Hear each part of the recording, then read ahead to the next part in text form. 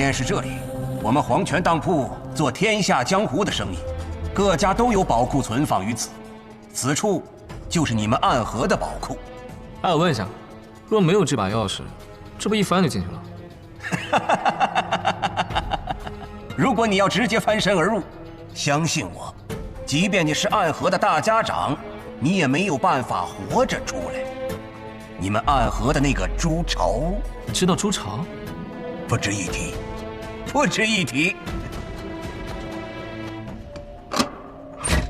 当用这把钥匙打开院门的时候，院子中的那些奇门阵法都会同时撤去。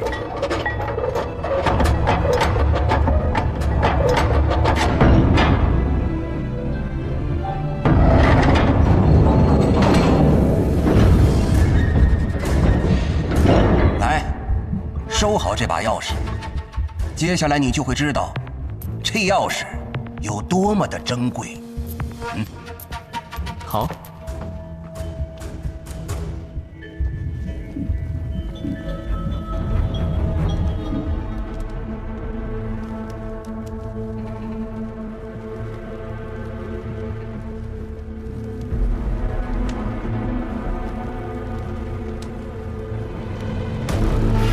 这便是暗河的宝库。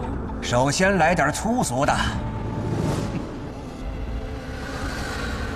这得接多少杀人的单子，才能攒这么多钱？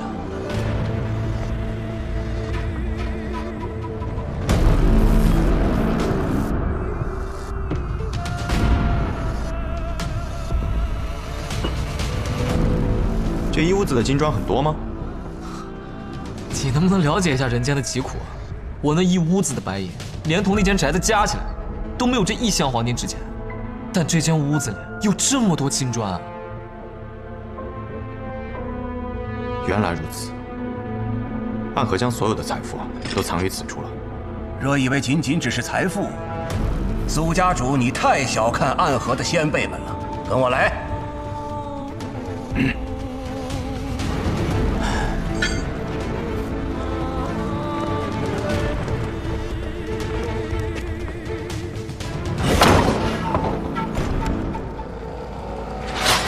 莫急莫急，屋中无人。无人而有剑气，这剑来自剑心冢。跟我来。剑心冢、名剑山庄，以及已经覆灭的无剑城，这里面的名剑大多出自于这3个地方。你再看那铠甲、长刀、弓弩，也都是由山北鲁家这样的名门所制。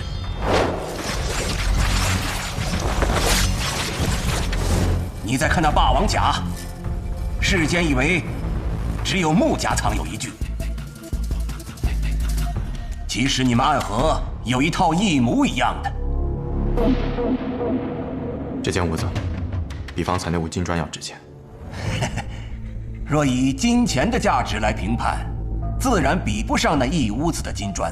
但是这里的兵器，多是有钱也买不到的，其中任何的一样，都值得江湖人抢破脑袋呀！我说王掌柜，你说话这么得意做什么？这些不都是我们的东西吗？哦，习惯了，习惯了。咱们再看看后边吧。接下来的可要小心喽。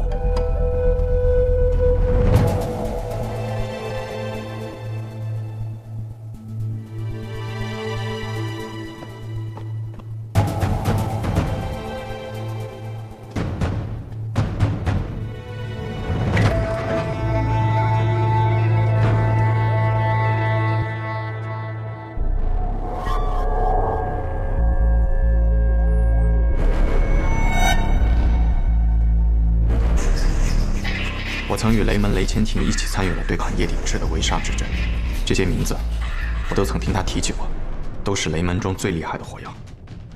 没想到暗河之中居然藏有雷门的这些事。除了麒麟火牙之外，雷门之中天字级的火药，这间屋子全都装满了，所以打开这道门要格外的小心。它的4面墙，连同这大门，都是以6合金铁所铸，不然的话，里面的火药同时引爆，整个黄泉当铺都将会被夷为平地。接下来的那道门也得小心，因为一不小心，我们3个就交代在这里了。那间屋子里藏满了各种奇毒，里头还有一条是绵蛇王，同时用了温家、唐门等一众独门世家的剧毒来饲养。如今的这条蛇，浑身上下都是无药可治的剧毒，只需一滴它的血，就算是有30年功力的天境高手，也能轻而易举的被放倒。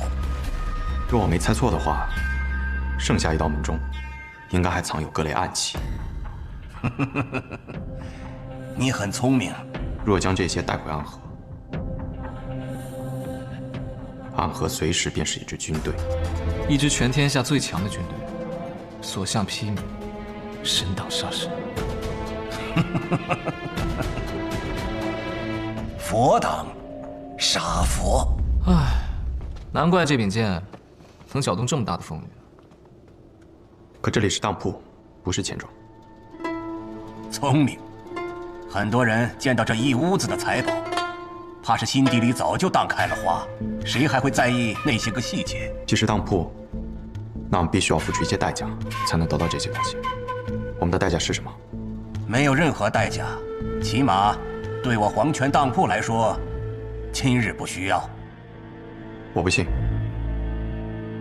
不必不信，这些东西的代价，其实你们早就开始偿还了。你们这些年杀的人、做的事，便是你们能够拥有这些东西的代价。毕竟，你们当中有一半的任务，都是从我们这儿给出去的。不必躲躲藏藏了，三官大人。黄泉当铺之中，我们是不会随便动手的。当年提魂殿见到你们2人，我便说应该把你们都杀了。哼。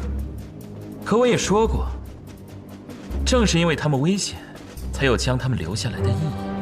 而从最后的结果来看，或许当初杀死他们才是最好的选择。等你们许久了，今日见到了暗河的宝藏，又见到了你们，可谓是没有白来。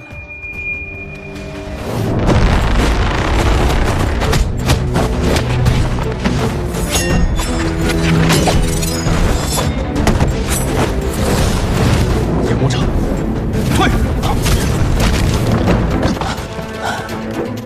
这样的功力，并非一朝一夕就能练出来，你早就偷学了。那你们赶紧下达诛杀我的手术，看看还有谁能听从你们的命令。黄泉当铺之地，也不是让你们打架的地方。放心，我们今日前来，也不是为了打架的。王掌柜，你怕是有些话还没有同他们2人说完吧？这不是正说到一半的时候你们来了吗？大家长，我还未说完的是，你们手中的钥匙只是能打开这间院子罢了，但是要拿走这里的东西，还需要另外一件信物。什么信物？这个，正是这个，钥匙可以打开这间院子，而这个腰牌可以拿走院子中的东西，二者缺一不可。哦，难怪提魂殿三关始终能够凌驾于3家之上。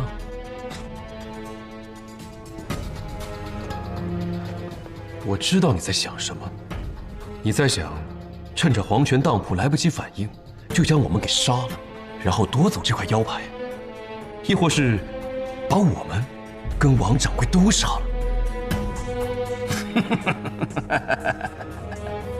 若是有人敢在此动手，我黄泉当铺的火器和机关也不是吃素的。我只需轻轻一下，你们暗河的那些宝藏马上就会灰飞烟灭，付诸东流。诸位，还请你们仔细斟酌。哼！难不成三关已经认可我和苏沐雨来执掌暗河了？你觉得如何？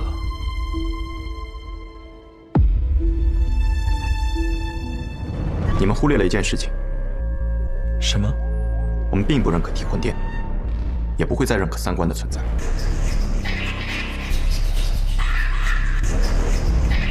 新的暗河之中，不会再有你们。唉，看来是我们自作多情了。不过你们是不是把事情想得也太简单了？这是一份要求。莫不成三观中有人要成婚？这是要求我们去赴宴？你们说想要一个答案，想要建立一个新的暗河，那么帖子中的那个人，二位需要见一下。我们要建立什么，和其他人无关。天真，只要天启城中的那位愿意，一个念头，就能将这所有的宝藏全都摧毁。想必你们也很需要这些东西吧？你说的那人是谁？所见之人的先祖，在100年之前创立了暗河。至于剩下的，等你们到天启城之后，自然便会知道答案。你就收起你的研魔爪吧，在黄泉当铺杀人，也只有你这样的疯子才想得出。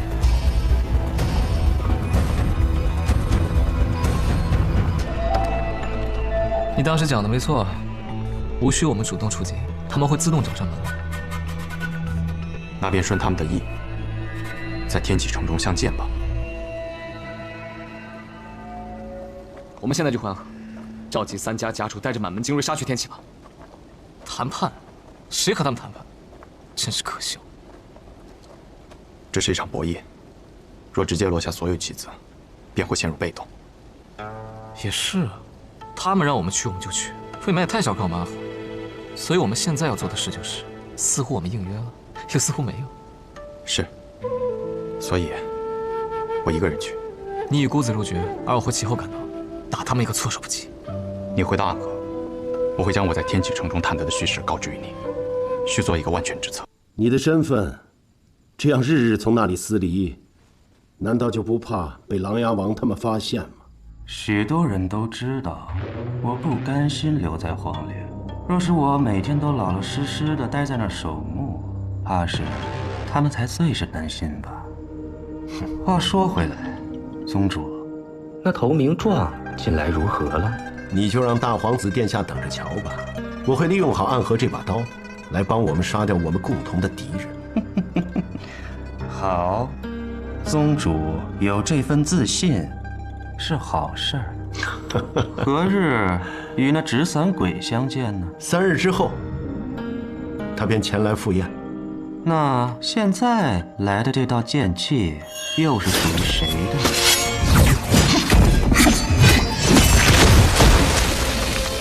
剑气强绝，杀气却是暗藏，一柄凶悍至极，一不留神便会反噬己身的剑。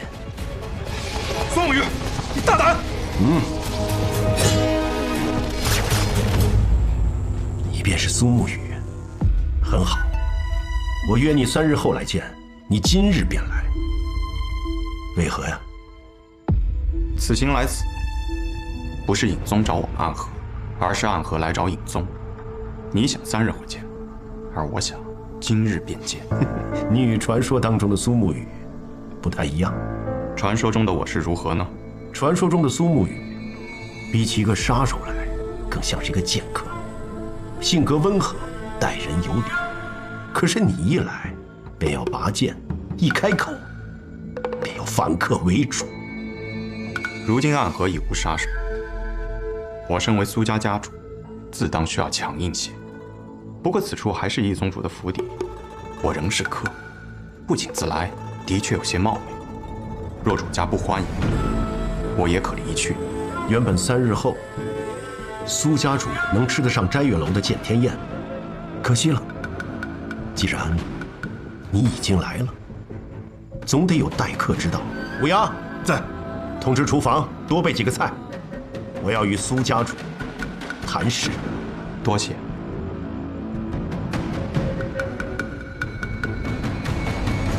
来，苏公子，请。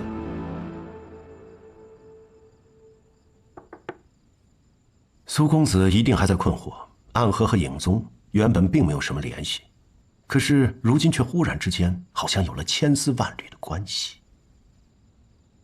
暗河的任务都是提魂殿下派的，我们一直认为是江湖上有人出了高价找提魂殿下了杀人的单，却没想到是尹宗下派的。要说起这段往事来，就要追溯到北离开国的时候了。这可是一段漫长的历史啊！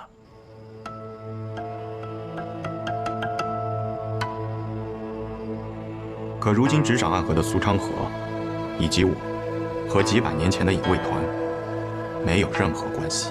我知道，你们是无名者，身上流的并不是暗河的血。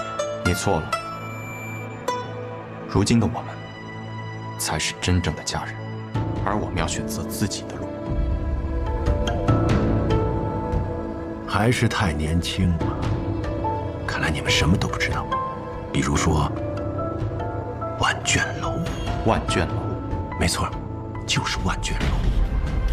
暗河几百年来都归属于尹宗，常人无法寻到的暗河的宗门地址，暗河遍布于天下的各大诛超基地，还有你们的真实身份，你们每个人的武功和弱点，以及画像，都藏于尹宗之内。一旦你们叛离，那这些信息便会出现在江湖之上，身上沾满鲜血的杀手们，放眼望去，这个江湖上全是你们的仇家。到那个时候，你们都将成为被追杀的对象。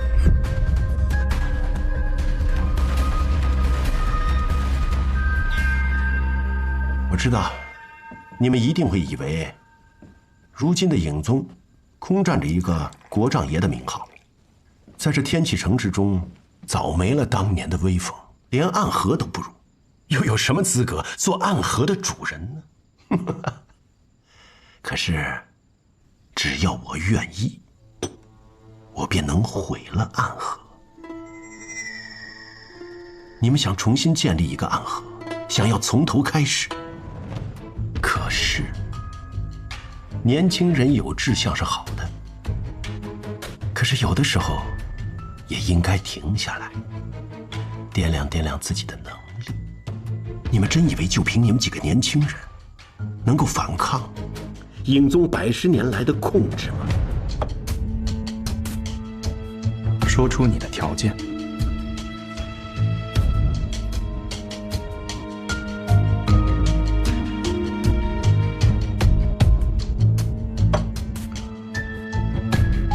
让你们来天启城，是需要你们帮我杀人。谁？琅琊王萧如风。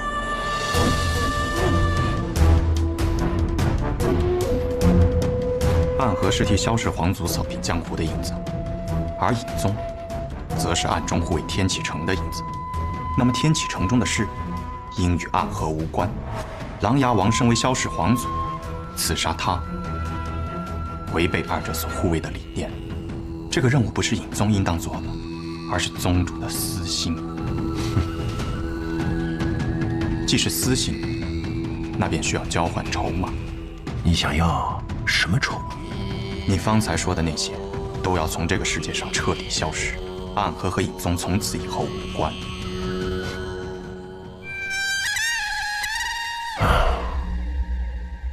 看来今天我们只能谈到这儿了。乌鸦，送客。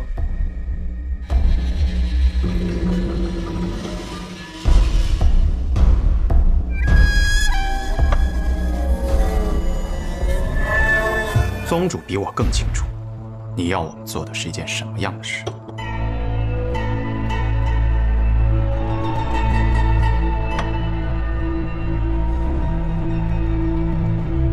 琅琊王是北离军务第一人，朝堂之上，皇帝倒让他3分；江湖之上，他是雪月城城主百里东军的师兄。杀了他，得罪整个天下。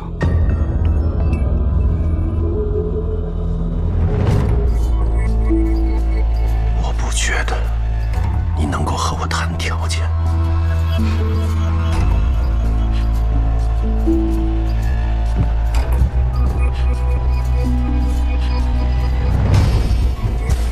如果关于暗河的消息散布于江湖之上，那么无路可归的我们，会将天启城作为我们的第一站。或许天下人容不下我们，但我们会让隐宗从这个世界上彻底消失。说给员外那位听的话我已经说完了。苏沐雨，我们该执行自己的计划了吧？成河，我无法背叛大家长。愚蠢！这次三家铁了心要谋你，我会为你铺好路，你只需要做好握住绵龙剑的准备。你怎么这么多年了还没有明白这个道理啊？你永远都是这么天真。大家长与我二人皆有恩情。恩情？他们培养我们是为了替他们去杀人，我们之间并不存在这可笑的东西。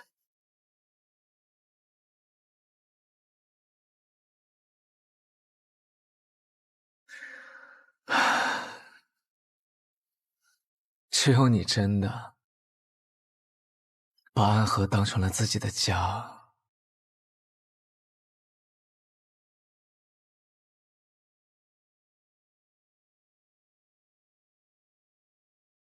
而我却始终做不到这一点。对于我而言，这里只是一个交换利益的地方罢了。他给我们庇护，我们为他杀人。所谓的家人，不过是虚伪的说辞。苏沐雨，哲叔就在外面，若我们一起动手，你还能活下去吗？若哲叔与你联手，我自然不是对手。但凡事总要一试。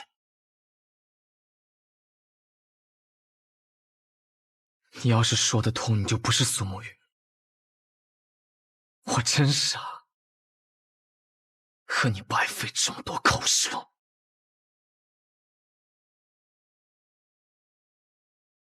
慕白，在里面偷听的可还痛快？你是怎么发现我的？因为那个让你来此候着的消息，就是我给你的。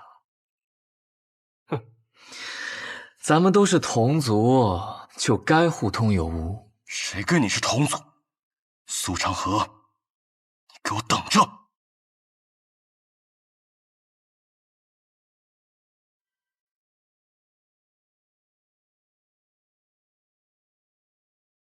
成河，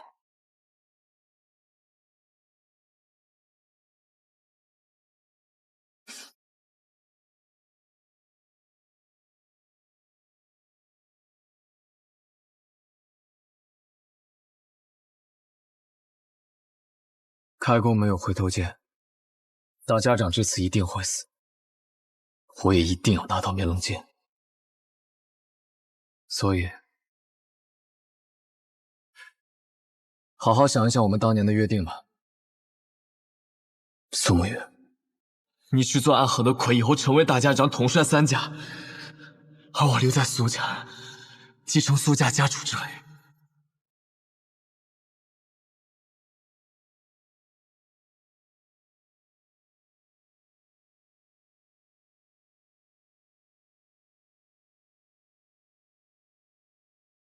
这马车真有意思啊！如此之大，却能行驶平稳；如此之重，却能日行百里。这是搬家搬三爷捣鼓出来的玩意儿，能不有意思吗？走好这架马车10日以后，他便死了，生病死了。那我若是治好了大家长，我不会得病死了吧？神医多虑了，你可是神医呀！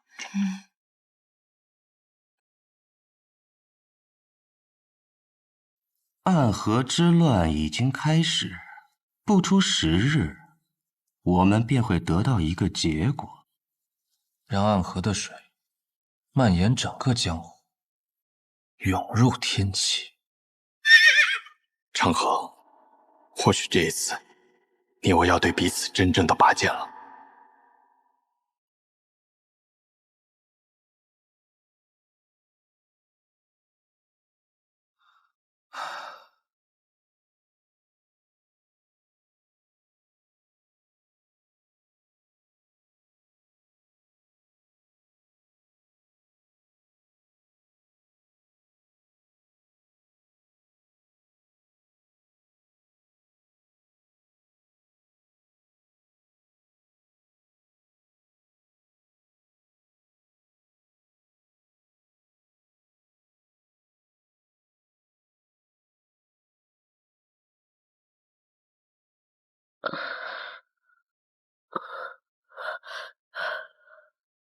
这么多年为我点灯的童子，他是唯一一个任务结束还能够活着的。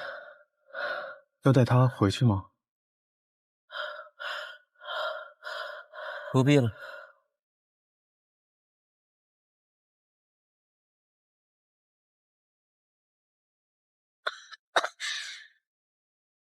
都快死了，17号，欠你一只手，还你一条命，算你赚了。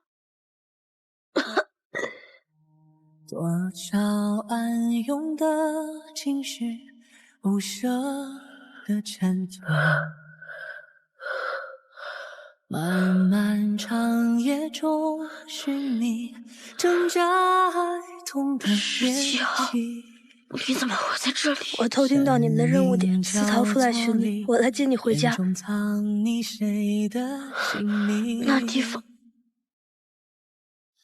也能算是家吗？有家人等候便是家。你弟弟还在那里？如同宿命随波蜿蜒，曲折谁能趟过黑暗的河？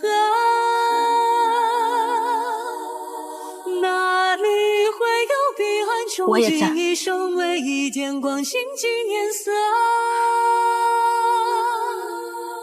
辗转悲欢离合，恋恋不舍，思念在夜里醒着，心不由我，情字总无法逃脱。怎么总把自己搞得这么狼狈？反正每次你都会及时出现，我狼狈点儿也没什么问题。鬼哭院的试炼马上要开始了，各家主花木回绝。这一天终于还是来了。哪里会有彼岸穷尽一生，唯一点光，倾尽颜色。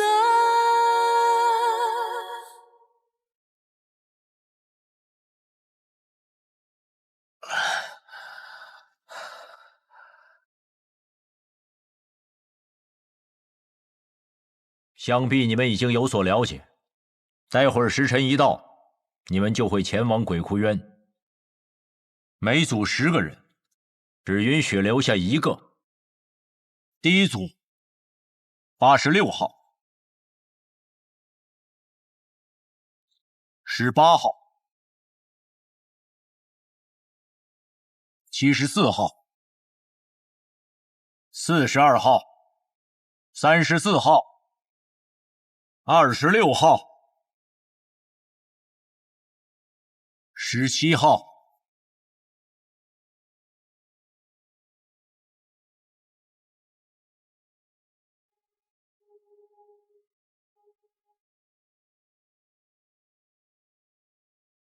第一组的最后一位，63号、63号。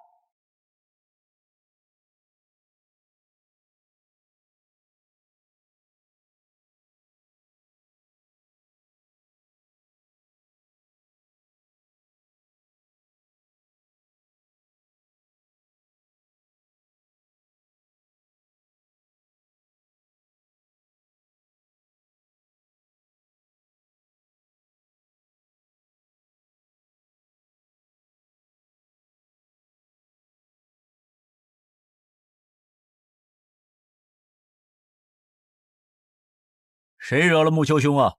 生这么大的气！木子哲，你明知这2人是我苏家属意的，你这般行事，是要与我苏家为敌吗？别给我扣这么大的罪名，我可不敢。我只是在尽我总教习的职责罢了。职责？不把过强的2个人放在同一组，这是3家都默认的。你就不怕我上报提魂殿吗？等他们情深意重，把彼此看成兄弟的时候，再让他们自相残杀。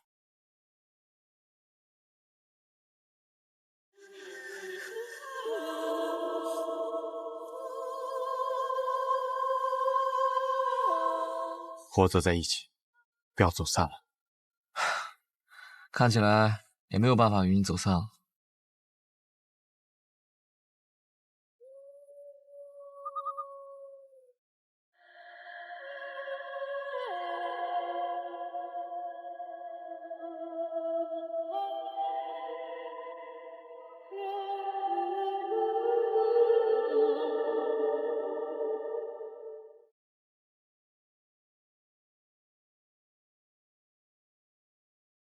全都来了。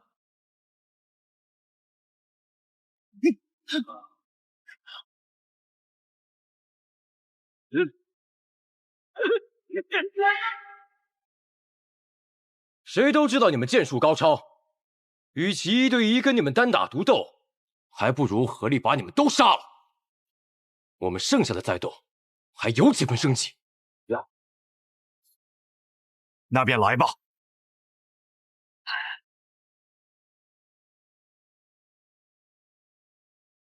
八戒阵，刀剑合十，攻守戒备，决一切生机。要胜此战，唯有一途，一二入局。我为尔。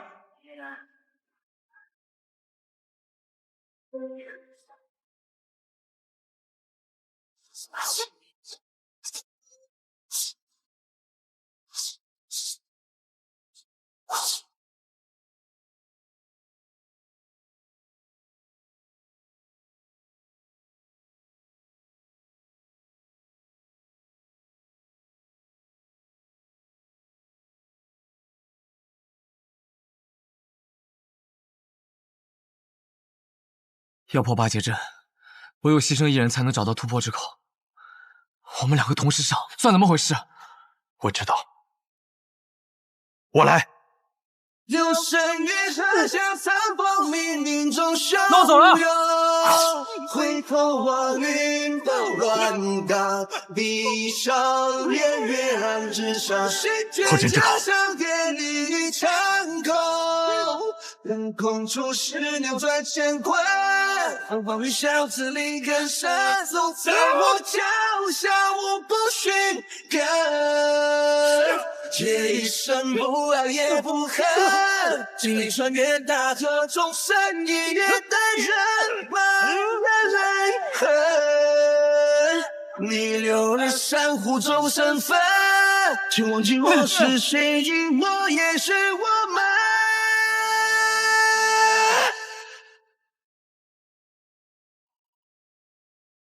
三五一生，四季将我持群香，向这里出滔滔，而雷不化东风起，此帆风云，利剑真高，江州北风光临nghìn千万顷，一流水洒背负来，让心了体万里。刀光剑影出鞘，一波好人仰天长啸，手如履薄冰，谁弹起恨命，传至光明，无悔脚下不胜履。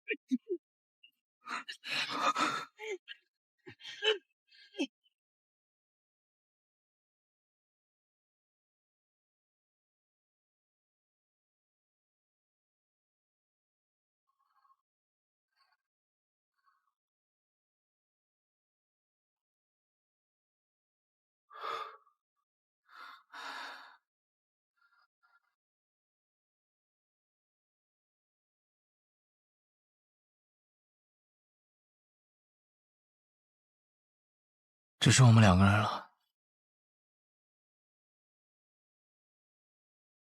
所以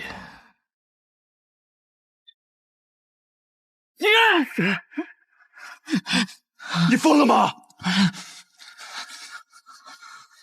你这疯子，停下来！我跟你说过，你的恩情，我迟早会还的。我不需要你还。你此前替我做点灯童子的时候，已是还了。暗河的规矩，10个人只有1个人能走出鬼窟园，成为3家之人。你若不成我的妻，我们2个人都得死。一定会有办法的。我去和他们说，他们享有最顶尖的刺客，而我们俩是他们这些年里遇到最好的种子，他们不会愿意就这么失去我们的。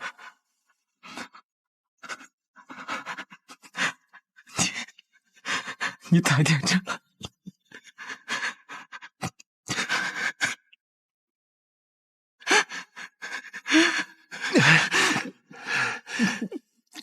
你把手放开！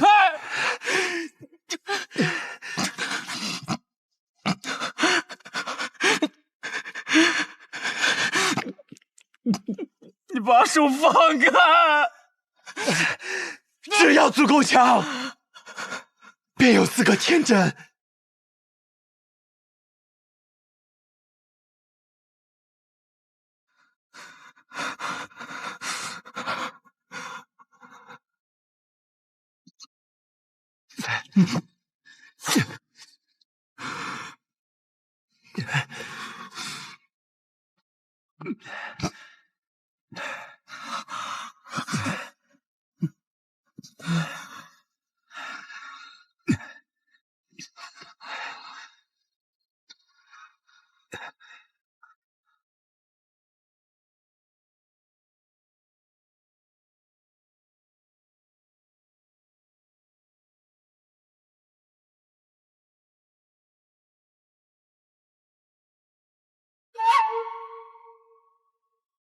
谁醒了？啊，做了一个很长很长的梦，梦到一些很久以前的事儿。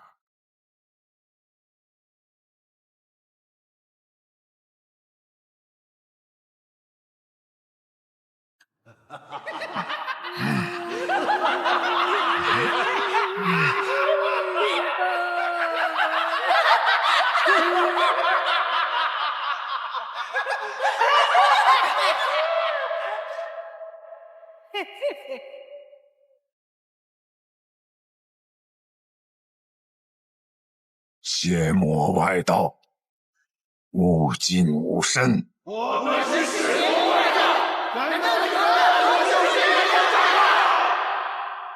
不过是些魔障，看我一剑斩了你们！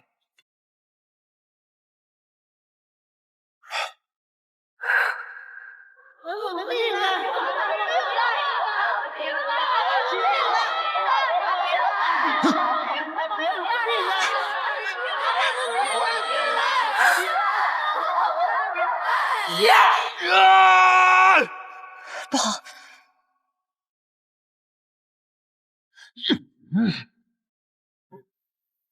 大家长，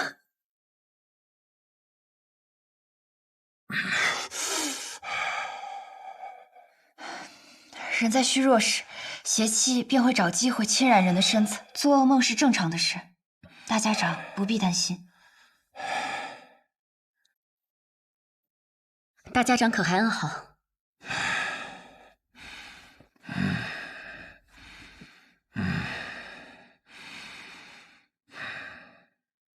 毛头，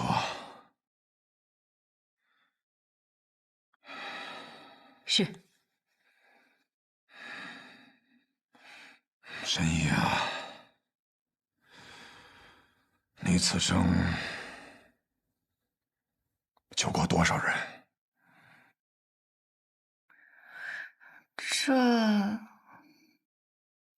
这我哪里记得得？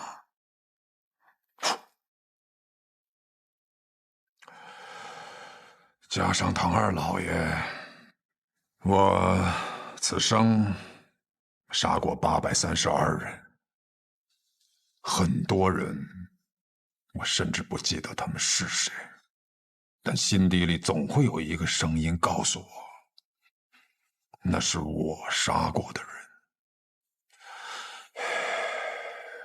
其实我不怕这样的梦，当他们出现的时候，我会拿起手边的剑，将他们斩杀得一干二净。我既然杀得了他们一次，哼，那么自然我能杀得了他们第二次、第三次。无论是梦境还是现实，都不会有任何区别。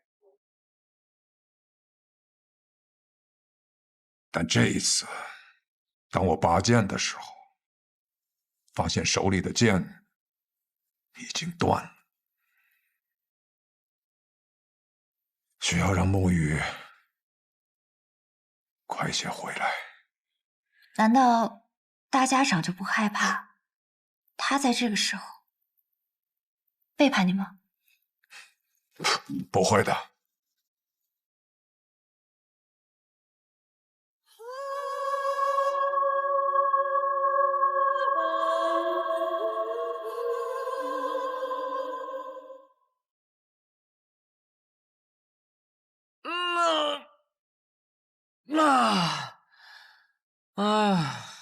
哎呀，坐了许久的马车，累了。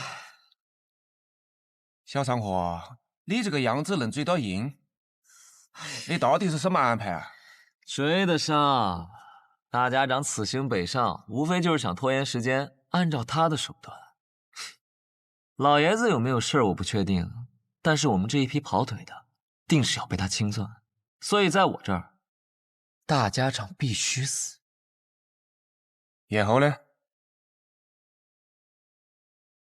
我对于苏沐雨的安排应当已经到了，让他见见几个故人，拖延一下他追上大家长的时间。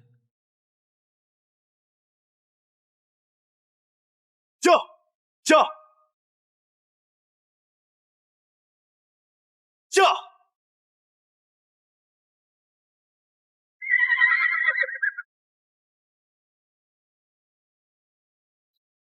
昌黎，宇哥，好久不见了。昌河派你来的？啊，是大哥让我来的。他说让我拦住你，实在不行就哭到你心软。他是不是觉得我不会杀你？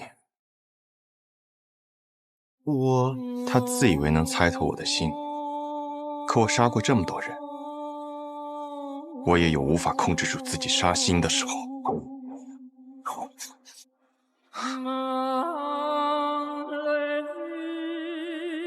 若我想杀你，你早就死了。驾！宇哥。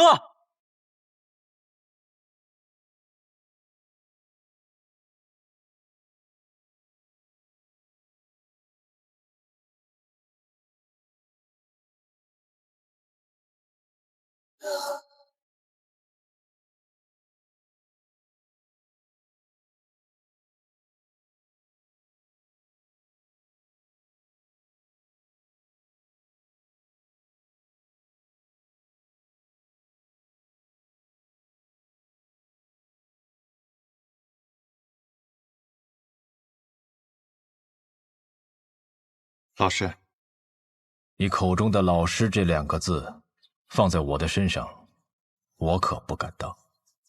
苏轼先生，许久不见了，苏沐雨。昌河为了拦住我，居然把你也请来了。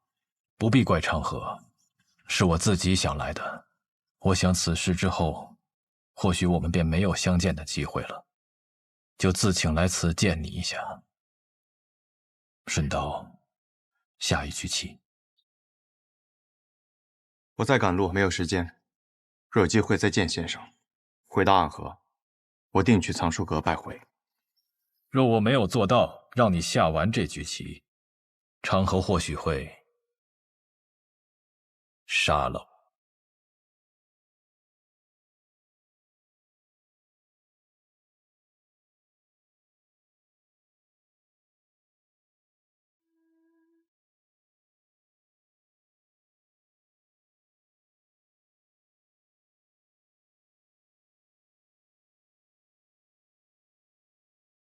先生来此，是想劝我和昌河联手。你们是暗河这100年来最不可思议的搭档，一起联手破过许多危局。这一次，我相信你们一样可以做到。我听昌河说，4年前你们做过一个决定，他当上苏家家主，你当上大家长，成为执掌暗河的新主人。那他有没有说过？我并没有回答他的决定。大家长他值得你这样做吗？这个问题的答案重要吗？墨雨，当你用一个问题来回答另一个问题的时候，就代表你的内心并不坚固。可这问题没有答案，只有选择。我在苏家待了将近10年，昌河与我更是从同一座炼炉当中走出来的师兄弟。准确的说，我们都是家人。昌河那样的人，可不会把老爷子他们当作家人，他只是把你当作家人。可如今我是魁，我的父亲曾教过我，承诺是比生命更重要的东西。先生您也说过，没了承诺，收了钱的刺客便会因为更多的钱而转头去杀自己的主顾，那么到最后秩序变乱了，刺客便没有存在的理由，暗河也没有存在的必要。你很聪明，但有时候太过于执拗了。已经沦为杀人的棋子，若心中还不存在点执拗，那么活着也像是死了。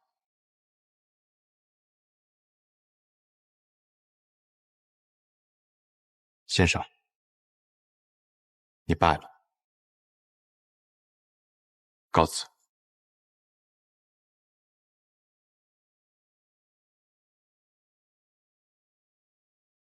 宇哥，你赢不了的。3家家主对大家长这个位置觊觎很久，这个机会他们不可能放过。即便大家长最后把生医好了，他们还是会不惜一切代价把他杀了，这是个必死之局。即使死局，那么昌河他到底想做什么？他想改变暗河，跨过暗河，便能到达彼岸。彼岸之处不再是长夜，而应有光明。和我们联手吧。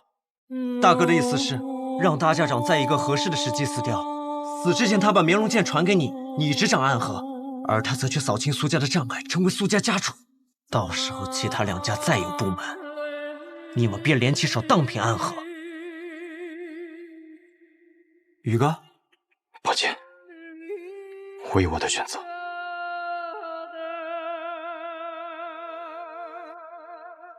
大哥说了，若你拒绝，那他就自己当这个3家之主，到时候不管谁挡在他面前，他都会杀死，包括你，他这一生最好的朋友。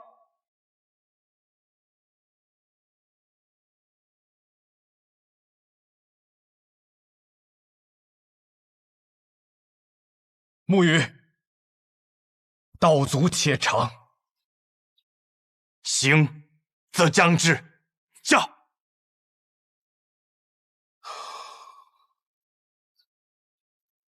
先中毒再解毒，以身试毒。倒是有种不疯魔不成活的意思。只是我不太明白，为了几张银票，神医愿意为我以身试毒？自然是不愿意啊，我又不傻。不过我有一个办法，既能感同身受的了解大家长体内的毒，但同时又不会死。什么办法？移魂大法。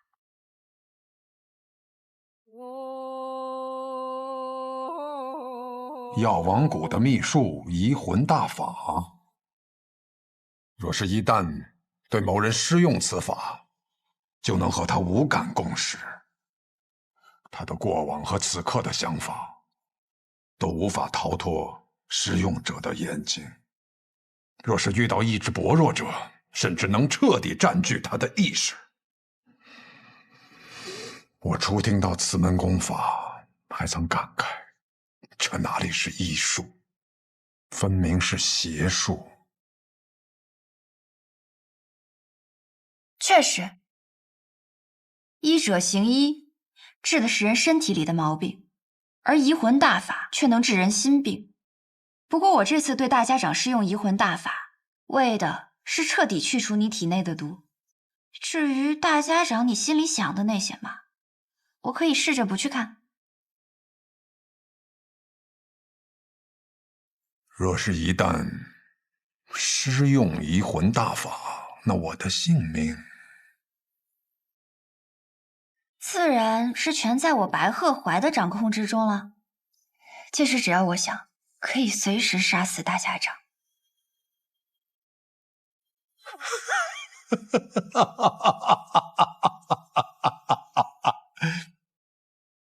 我想试试。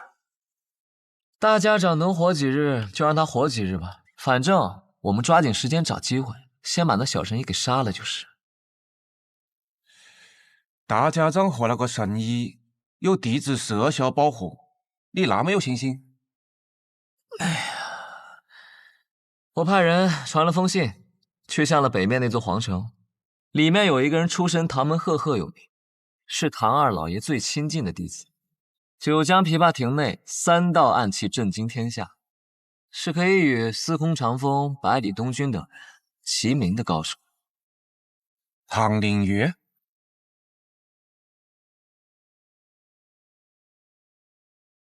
我不知道大家长为什么要杀唐二老爷，但我知道唐二老爷死了，最想报仇的人一定是唐灵月。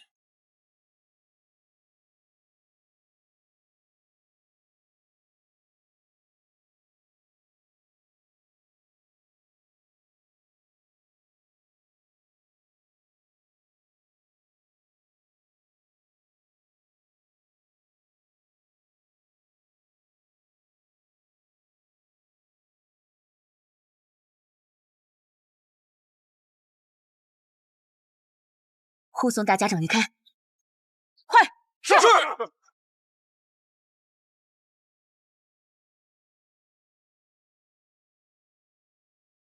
难得有片刻喘息，又要赶路逃命了。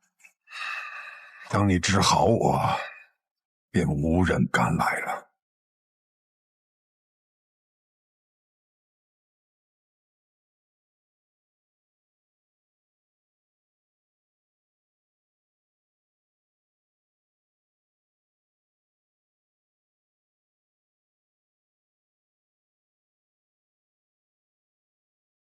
找到你们了，暗河。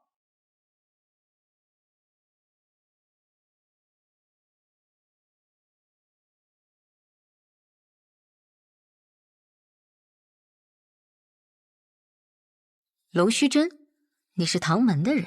唐门，唐连月。唐连月，原来是天启城4守护之一的玄武使啊！我要找的人不是你。你们大家长在哪？我要见他。纵然你是玄武使，但这里一不是天启城，二我们暗河也不听朝廷的指令。大家长岂是你说见就能见的？我并不是以天启城玄武使的身份来的，是以唐门弟子的身份而来。你们暗河的大家长杀了我们唐门的二老爷，这笔账我来负责清算。这个消息玄武使是怎么知道的？如果是子虚乌有的事儿，那该如何呢？想必你们大家长早就走了，留你在此处断后，与我说这么多，不过是想拖延时间罢了。想走？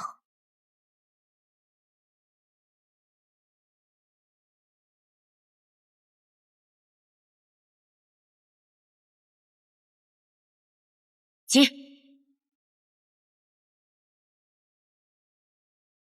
这样精妙的暗器手法，这就是白小堂冠绝榜上数1数2的高手吗？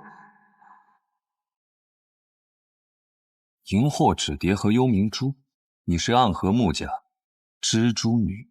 我不喜欢这个代号。小伎俩，你以为以荧惑纸蝶为掩盖，让这幽冥珠悄悄接近我，你毒丝偷袭，我就不会发现吗？真是自以为聪明的傻子。你在幽冥珠里放了什么？自然是霹雳堂雷家的霹雳子了。你怎么会有雷家的霹雳子？早年执行任务路过霹雳堂，很多雷家的少年郎都曾拜倒在我的石榴裙下，当然是他们双手奉上来讨我欢心的。不过，我跟你说这些做什么？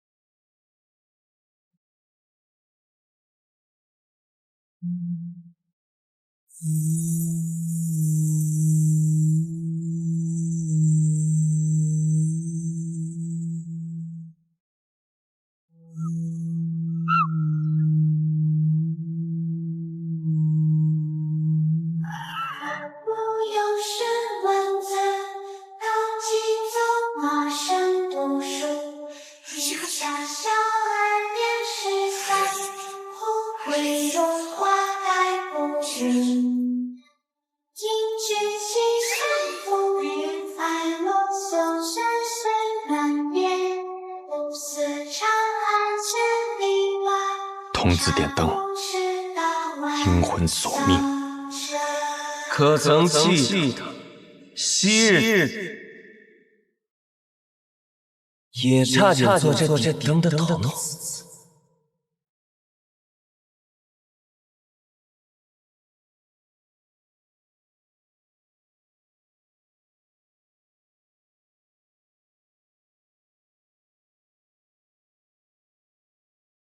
穆家穆英真，你敢与我动手，是想叛离暗河吗？是吗？可我得到的消息是你暗算大家长，意图谋反。我来此杀你，是奉家族之命，救出大家长。看来穆家还真是一片忠心啊。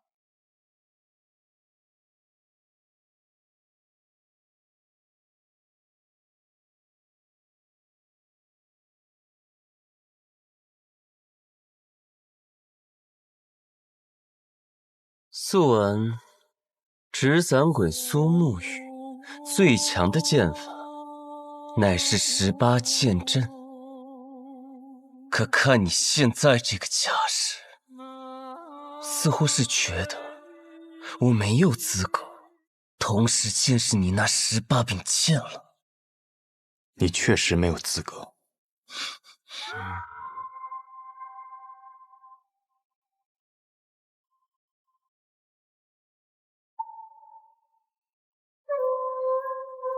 当年本该是你去的，可苏昌河代替你做了这点灯的少爷。